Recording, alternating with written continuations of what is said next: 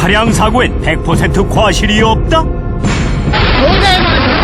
이런 배신감은 태어나서 이제 처음 느껴봅니다. 믿었던 보험사의 배신.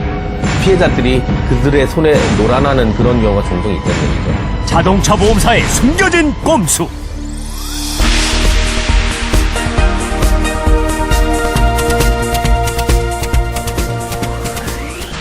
안녕하십니까. 똑똑한 소비자 리포트 이영호입니다. 안녕하십니까. 정지원입니다.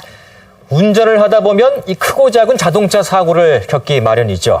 일단 사고가 나면 가해자든 피해자든 당황할 수밖에 없습니다.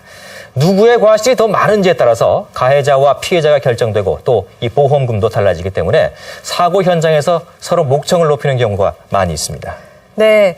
그래서 우리는 자동차 사고가 나면 보험사에 먼저 전화를 합니다.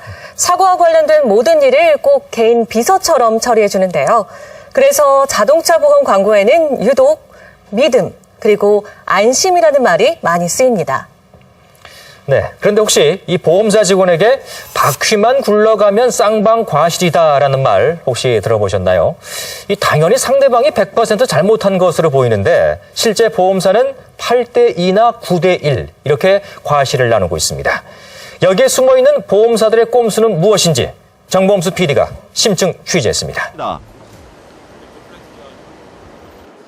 제작진은 지난 20년간 보험사에서 근무했다는 김진현 씨를 만나 고객의 보험료를 올리기 위한 일부 보험사들의 관행에 대해 더 자세히 들어봤습니다.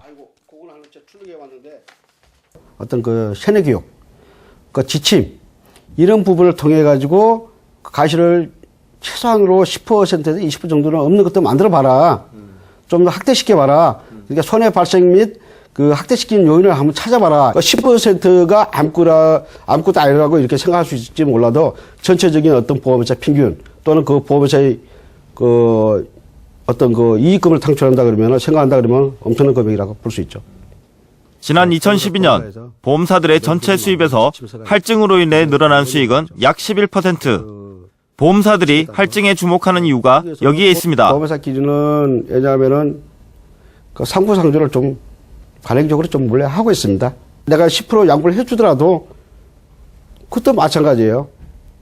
서로가 이행하는 거죠. 그러니까 너희들이 한번 나한테 도와주면 내가 너희들 한번 도와주겠다.